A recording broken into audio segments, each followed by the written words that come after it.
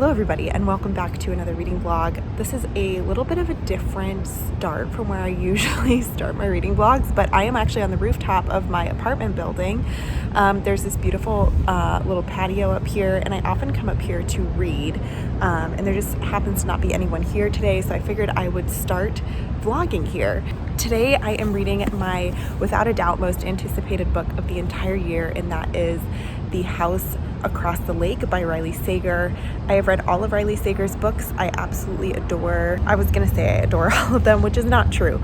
I adore most of them. There are a couple that didn't quite live up to the hype for me, but I'm really excited for this. It seems like it's gonna be the perfect summer read.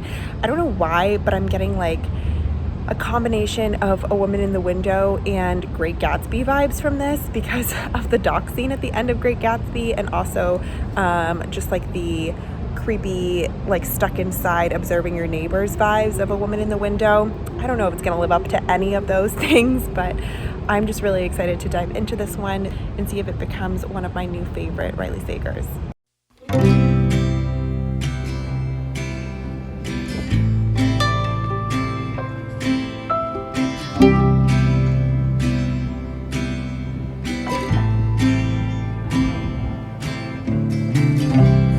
Fall is coming, I can feel it.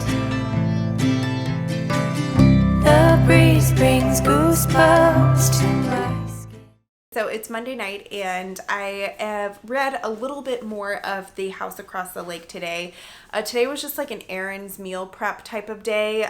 So I didn't end up reading as much as I wanted to, but I did get to page 50, actually 45.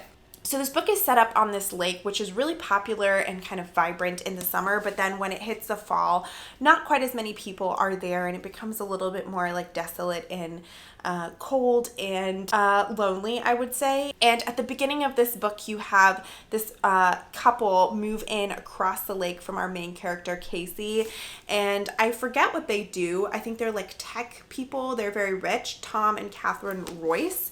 And so our main character, Casey, starts to kind of like feel them out and figure out what kind of people they are and starts watching them a little bit. Casey is very much an unreliable narrator, and I don't trust anything that she's saying at the moment, but has clearly been through a lot of trauma in her past, so you're seeing through her eyes, but also kind of have in the back of your head that maybe not everything that she's saying is the most reliable.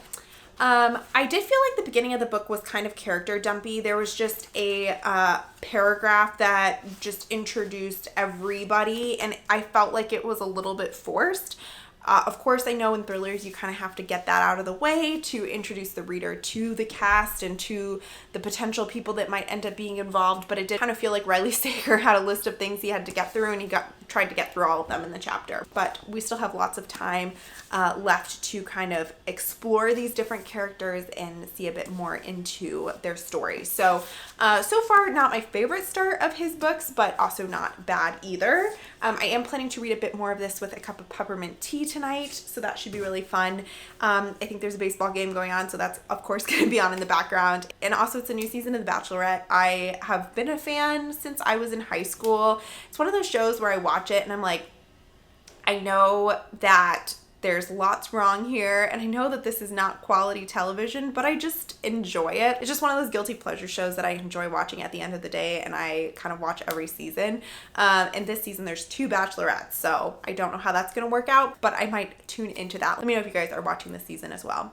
Anyways, Gilbert has taken up residence on the printer, so I will catch up with you guys in a little bit.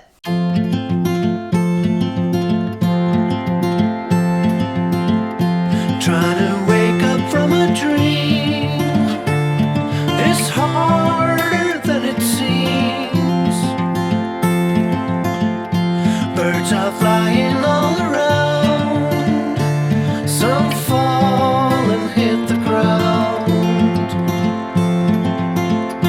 This is where I should belong, inside a simple song.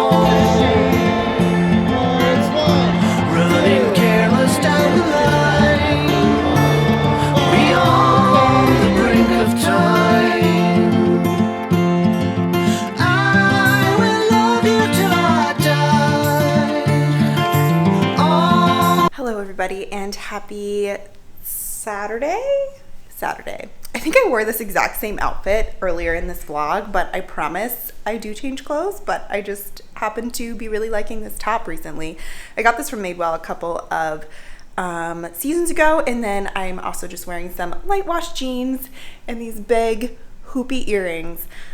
But enough about my outfit. I wanted to chat with you guys about The House Across the Lake, which I have read quite a bit more of, and I have a lot of thoughts about it. So I'm now on page like 240-ish, so I'm well over the halfway point, and I am really sorry to say that this is not one of my favorite Riley Sagers, and I'm honestly really not enjoying it at all. My main issues with the book is the pacing for me is so slow. Like, the majority of the book is just repetitive phrases of our main character drinking bourbon. Like, that is what happens for 100 pages of the book. And there are some little bits of kind of advancing the mystery when she goes to try and figure something out, or you get another bit of information, but so much of it is just this slow, just monotonous thing over and over and over again. Then we got to the big plot twist, or one of the big plot twists, which I found really predictable. I had figured that one out. And then we got to the next big plot twist, which was about one chapter ago. If you have read this book, you'll know what I'm talking about. And I just rolled my eyes. Like, I've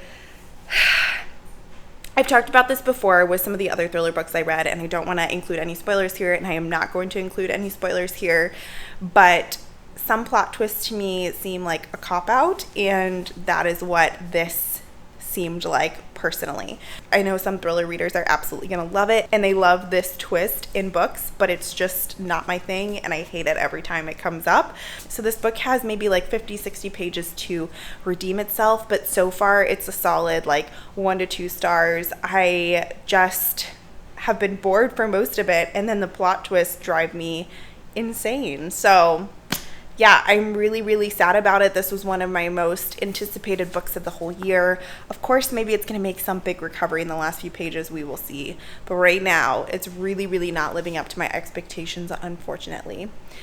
Anyways, Tyler and I are about to go grab some brunch. Apparently, there's this really nice brunch place that overlooks the lake, and we're going to go do that. And then we've been wanting to move, which will probably happen next summer, so about a year from now. But we've been looking at apartments and houses for rent in a new neighborhood. So we're going to drive around there, figure out like what streets and what areas we like. And then we'll come back. I probably will finish this later this afternoon. And it's just going to be kind of a chill weekend day. I think Tyler just got out of the shower, so we're going to head out to brunch. I'll catch up with you guys in a little bit. So now it's Sunday, and I'm popping in to finish up my vlog of The House Across the Lake by Riley Sager. So my thoughts didn't really change from my last clip. This book was really, really disappointing for me. It did a lot of things that I don't like in thrillers. I honestly lost steam towards the end of this book and was just kind of skimming it to be done with it, and I absolutely hate that feeling.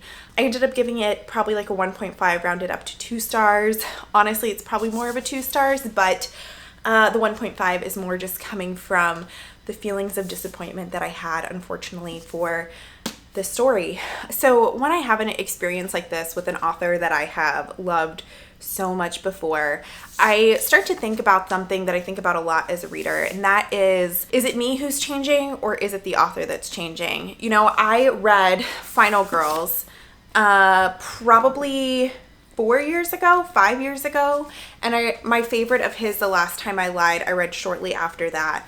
And while I loved these books, I certainly am a very different reader from the reader I was back then. And I don't know, maybe it's Riley Sager kind of changing the books that he likes to write, and there are new readers finding their niche within his books, and some of his older readers maybe aren't enjoying them as much now, or maybe if I reread his old books, I wouldn't like those either, because it's actually me that's changing as a reader. And I guess the only way to know would be to do a experiment where I kind of reread his old books. I'm not sure if I will end up doing that or not, but it's something that I've been thinking about just to figure out, you know, how I feel about books that I once loved. You know, I feel like with reading vlogs, I always try and take a bigger picture approach. Like, as I read a book, why did I enjoy it? Why did I not enjoy it? What does it say about me, or the kinds of books that I like, or how I'm changing as I grow up? And honestly, I don't know what this one says. Maybe it's an author that I once loved that I don't love as much now, and I'm moving on to different thriller authors, which I certainly am. They will be coming up in my next wrap-up video, so stay tuned for that. Or maybe this just wasn't the book for me, and I'm gonna pick up his next book and be just as in love with it as I was his original books. Regardless, that is going to be it for today's reading vlog. I hope you really enjoyed this one. Let me know if you have read The House Across the Lake, what you thought of it. And if you've read any of Riley Sager's other books, how this one matched up. And with that, I will see you guys very soon with another video. Bye.